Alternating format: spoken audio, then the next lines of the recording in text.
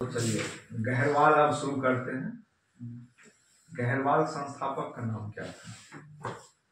Gaharwal Chandradev.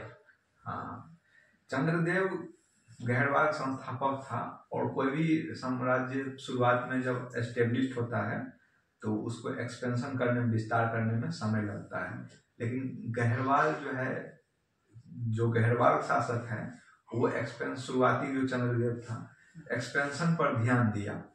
Expansion पर ध्यान देने के साथ साथ वो अपना मतलब कला संस्कृति को भी विकास होने के काम किया।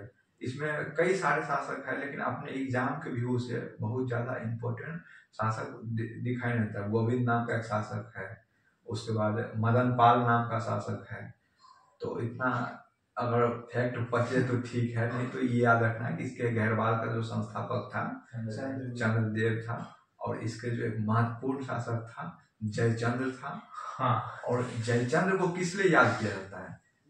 गद्दार के लिए याद किया जाता है, लेकिन ऐसा नहीं है। ये देखिए, सोलंकी को पराजित किया है, गुजरात सोलंकी है, वहां जाकर उसको पराजित किया है। जो सेन वंश के शासक था, सामंत सेन, बल्लाल सेन, इस सब को जाकर पराजित किया है। उसके बाद यादवों को पराजित किया है, कुछ जो चंदेल शासक थे उनको पराजित किया है।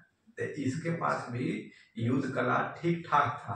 और ये भी कला संस्कृति को बहुत परसे देता है।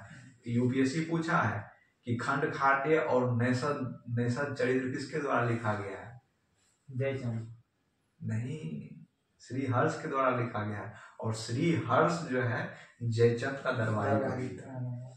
अब तीनों चीज को याद रखना है कि खंड खांडे और नैषद चरित्र इतना मतलब कहा जाता है कि इससे उस समय की इतिहास को मर्म स्पर्शी वर्णन करता है कि आने वाले जितने भी अरबी शासक थे वो सब इसका अनुवाद किया, ट्रांसलेट करना पड़ा कि इसको अगर भारत समझना है तो इसको खंड खांडे को और नैषद चरित्र को पढ़ना ही पड़ेगा।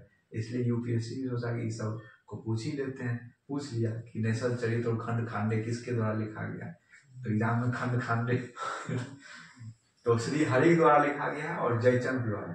जयचंद क्या क्या याद रखना है कि तुर्कों को भी पराजित किया है। शुरुआत में जब तुर्क आया था तो कहा जाता है कि उस समय जब पृथ्वीराज बच्चा ही रहा होगा, उस समय भी तुर्कों को पराजित किया था, यादवों को पराजित किया, सोलंकी को पराजित किया, उधर सेन वंश को पराजित किया।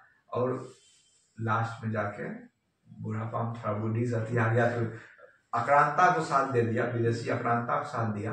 और वही आक्रांता यानी कि मोहम्मद घोरी ने इसको चंदावर के युद्ध में हराया, जिसको तृतीय तराइन युद्ध भी कहीं कहीं पे कहा जाता है। चंदावर के युद्ध में इसको पराजित किया गया। और गहरवाल यहाँ से सीमित माना जाता है, क्योंकि इसके बाद जो चीजें हो रहा है वो सब चीजें अब मुस्लिम शासक यानी कि दिल्ली सल्तनत में मिलता हुआ दिखाई दे रहा है। क्योंकि ये सब जो काल है 1202-3 के आसपास का ये सब काल है।